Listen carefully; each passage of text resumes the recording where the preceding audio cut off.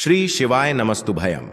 हर हर महादेव। दोस्तों, आप सभी लोग जानते हैं कि 7 जुलाई 2024 यानी रविवार को पड़ रही है आषाढ़ मास के शुक्ला पक्ष की तृतीय तिथि, जो बहुत ही खास है। और दोस्तों, यह वह तृतीय तिथि है जो कि आषाढ़ महीने में पड़ रही है। दोस्तों, इसी दिन किया जाने वाला पंडित जी द्वारा बताया गया एक लाल फूल और एक सफेद फूल वाले उपाय आप लोगों को जरूर करना चाहिए, क्योंकि दोस्तों यह एक ऐसा उपाय है जो कि हर दिन नहीं किया जाता। आषाढ़ महीने में जो शुक्ला पक्ष की तृतीय तिथि आती है उसी दिन किया जाता है। अगर आप लोगों ने इस उपाय को नहीं किया है या किसी कारणवश नहीं कर पाए हो तो इस आषाढ़ तृतीय तिथि के दिन इस उपाय से मत चूकना। दोस्तों देखिए, यह दिन इतना खास होता है, इतना महत्वपूर्ण होता है। देखा गया है कभी कभी बड़े बड़े पूजा पाठ अनुष्ठान से जो मनोकामना पूर्ण नहीं होती है, वह आषाढ़ तृतीय के दिन एक छोटे से उपाय करने से ही आपकी मनोकामना पूर्ण हो जाती है। और बहुत सारे लोगों ने इस उपाय को किया भी है और उनको इस उपाय को करने का फल भी जरूर मिला है। अगर आप लोग भी इस उपाय को इस तृतीय के दिन करना चाहते हैं तो आप इस उपाय को पहले अच्छे से समझ लेना, सुन लेना, उसके बाद करना। आपको इस उपाय का फल जरूर मिलेगा, आपकी सभी मनोकामनाएं पूरी हो जाएंगी। दोस्तों, हम आपको यहां पर बता दें कि यह जो एक लाल फूल और एक सफेद फूल वाले उपाय है, यह उपाय पंडित जी ने अपनी अभी की सीहोर की कथा में ही बताया है। और इस उपाय को करने से आपके घर में चाहे किसी भी प्रकार की दुख और समस्या क्यों ना चल रही हो, आपको उसका कारण भी नहीं पता है कि भाई यह समस्या किस कारण से चल रही है, उसका कुछ भी कारण हो सकता है। जैसे पितृ दोष हो सकता है, काल सर्प दोष हो सकता है, या किसी भी तरह का मंगल दोष भी हो सकता है। और भी बहुत तरह के दोष होते हैं, कुछ भी हो सकता है। पर आपको इस उपाय को करने के लिए अपने दोष को पता लगाने की भी जरूरत नहीं है। आपके घर में किस कारण से इतनी दुख और परेशानी आ रही है, वह भी आपको पता लगाने की जरूरत नहीं है। बस शुक्रवार को तृतीय के दिन इस उपाय को कर लेना, क्योंकि इसी एकमात्र उपाय को करने से आपके पूरे घर परिवार में सुख और शांति हो जाएगी। आपके घर में अच्छे अच्छे काम होने लगेंगे। आपकी जो भी मनोकामना होगी वह भी धीरे धीरे करके पूर्ण होना शुरू हो जाएंगी। अब हम समझते हैं इस एक लाल फूल और एक सफेद फूल वाले उपाय को आपको करना कैसे है, किसको करना है, किस समय करना है और कैसे करना है। देखो, उपाय बिल्कुल आसान है, बस समझने वाली बात है। ध्यान से समझिए, उसके बाद ही आप लोग जो है इस उपाय को जरूर कीजिएगा। सबसे पहली चीज हम लोग यह समझते हैं कि इस एक लाल फूल और एक सफेद फूल वाले उपाय को इस आने वाली तृतीय के दिन किसको करना है। तो देखिए, इस उपाय को घर के सभी सदस्यों को करने की बिल्कुल भी जरूरत नहीं है। घर में से कोई एक मुख्य बड़ा सदस्य ही इस उपाय को करेगा तो उस घर परिवार के सभी सदस्यों को इस उपाय को करने का फल मिल जाएगा। पर वह बड़ा सदस्य कौन होगा, कौन व्यक्ति इस उपाय को करेगा? तो यहां पर देखिए, हम आपको बता दें, घर की जो बड़ी माताएं बहनें होंगी, घर की बड़ी माताओं बहनों में से कोई भी एक माता बहन इस वाले उपाय को कर सकती है। अपने पूरे घर परिवार के लिए घर में सभी सदस्यों को इस उपाय को करने की जरूरत नहीं है। मात्र घर की जो बड़ी माताएं बहनें हैं, उनमें से कोई भी एक माता बहन इस वाले उपाय को करेगी तो उसके घर परिवार के पूरे सदस्यों को इस उपाय का फल मिलेगा। अगर किसी कारणवश माताएं बहनें घर में उपस्थित ना हो या वह इस उपाय को ना कर रही हो, कुछ दिक्कत हो, तो भाई उस जगह पर फिर घर का कोई बड़ा व्यक्ति भी इस उपाय को कर सकता है। माताओं बहनों के कहने का मतलब यह था कि माताएं बहनें घर की लक्ष्मी होती है। जब घर की लक्ष्मी कोई उपाय करती है तो निश्चित ही भगवान शिव जी बहुत जल्दी प्रसन्न होते हैं और उपाय का फल में बहुत जल्दी और बहुत बड़ा करके भी यहाँ पर देते हैं। तो आप लोग ये बात समझ गए होंगे। अब हम ये बात समझते हैं कि इस वाले उपाय को हमें करना किस समय है। एक लाल फूल और एक सफेद फूल वाले उपाय को हमें तृतीय के दिन करना किस समय है।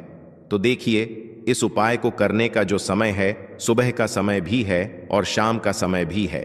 अब देखिए, यहां पर हम मुख्य रूप से सुबह का समय नहीं बोलेंगे, क्योंकि देखिए, यह जो तृतीय तिथि है और आप सभी लोग जानते हैं तृतीय के दिन का प्रदोष काल का मतलब शाम का जो समय होता है ना, इस दिन भगवान शिव जी का सबसे प्रिय दिन होता है।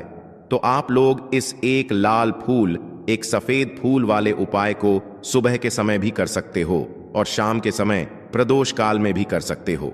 सुबह के समय अगर कर रहे हो तो 10 या फिर 11 बजे तक भी अगर उपाय करोगे तो भी आपको उपाय का फल मिलेगा। वही अगर शाम के समय कर रहे हो तो इस दिन जरूर शाम के समय का ध्यान रखना कि शाम के 6,000 बजे से लेकर 7,000 बजे के बीच में अगर आप इस उपाय को कर सकते हो तो बिल्कुल कर लेना, पूरी कोशिश करना।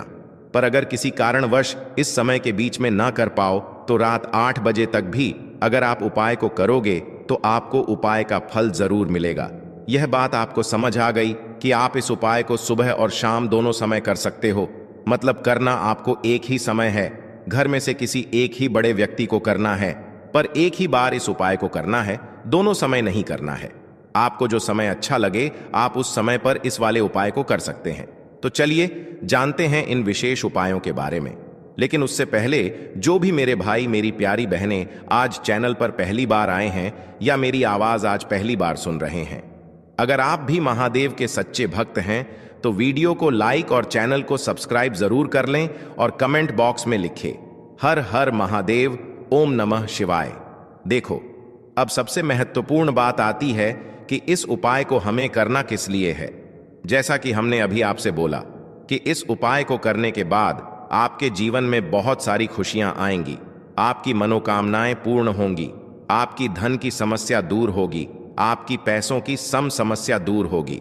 अब देखिए, अगर आप लोग सोच रहे हो कि भाई हमें अपना घर बनाना है पर घर बनाने के लिए पैसा नहीं है, हमें गाड़ी लेना है पर गाड़ी लेने के लिए पैसा नहीं है, हमें जमीन लेना है पर जमीन लेने के लिए पैसों की कमी पड़ी, डीडीए रही है, अगर ऐसी ही दिक्कत परेशानी या किसी भी तरह की धन से जुड़ी हुई समस्या या पैसों से जुड़ी हुई समस्या अगर आपके जीवन में चल रही है तो यह उपाय निश्चित ही आपके जीवन में बहुत सारे फल कर दे सकता है। इसीलिए अगर आपके घर में बहुत ज्यादा दिक्कत समस्या परेशानी चल रही है, धन से जुड़ी हुई पैसों से जुड़ी हुई धन की बहुत ज्यादा कमी आ रही है, पैसों की बिल्कुल आवक नहीं हो रही है, तो भाई आप लोगों को इस वाले उपाय को जरूर करना चाहिए। घर में से किसी एक भी बड़े व्यक्ति को अब इस उपाय में करना क्या है, वह सबसे पहले हम लोग जान लेते हैं उपाय की सामग्री। हम लोग सबसे पहले जानते हैं कि इस उपाय में किस किस चीज की आवश्यक पगी। तो देखिए, उपाय का नाम तो एक लाल फूल और एक सफेद फूल वाला उपाय है, पर इस उपाय में कुल मिलाकर 4 सामग्री हमें लगने वाली है, जो कि पंडित जी ने खुद सीहोर वाली कथा में बताया है। और जो हम आपको उपाय बताते हैं वह पंडित जी द्वारा बताए गए होते हैं, अलग से हम कुछ भी नहीं बताते हैं। तो यहां पर हम लोग समझते हैं कि इस उपाय की सामग्री क्या है। तो देखो, उपाय की जो सामग्री है वह 4 सामग्री है, जिसमें से सबसे पहली सामग्री है एक बेलपत्र। देखो, बेलपत्र क्या होती है? बेलपत्र जो शिव की शिवलिंग पर चढ़ती है।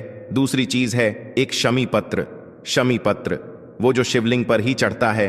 तीसरी चीज है दोस्तों एक लाल फूल, जो उपाय का नाम है। तो एक यहां पर आपको लाल फूल लेना है। अब ये लाल फूल कौन सा लेना है?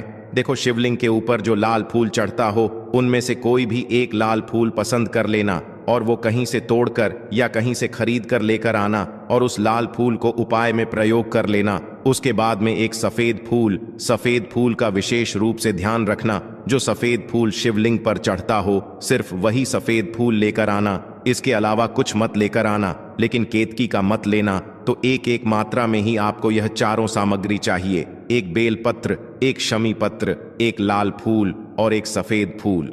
ये चारों सामग्री आप लोग तैयार करके के रख ले। प्रदोष काल में या सुबह के समय जब भी आप इस उपाय को कर रहे हैं, जैसे ही आपके उपाय की सामग्री तैयार हो जाती है तो क्या हम सीधा उपाय को करने के लिए इन चारों सामग्री को लेकर उपाय करने के लिए जा सकते हैं।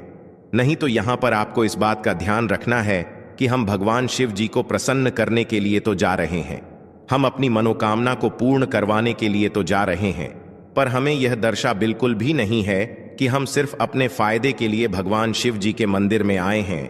इसलिए हम इस उपाय को करने के साथ साथ में भगवान शिव जी की पूजन अर्चना के लिए कुछ सामग्री भी जरूर लेकर जाएंगे।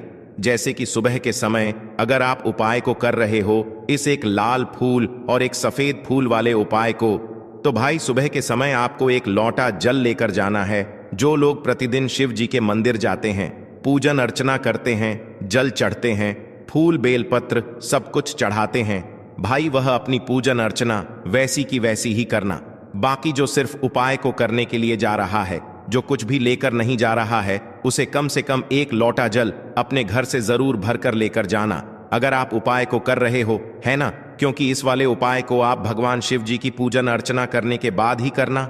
वहीं अगर बात करें शाम के समय की, अगर कोई व्यक्ति शाम के समय प्रदोष काल में इस वाले उपाय को कर रहा है, तो भाई आपको मात्र एक घी का दीपक तैयार करना है। ये बात हम हमेशा बोलते हैं, शाम के समय प्रदोष काल में कोई कर रहे हो ना, तो दीपक का विशेष महत्व होता है। तृतीय के दिन का प्रदोष काल में जो भी व्यक्ति दीपक जलाता है ना, भगवान शिव जी के मंदिर में भाई, उसके जीवन से सारी दुख और परेशानियां भी दूर होती हैं।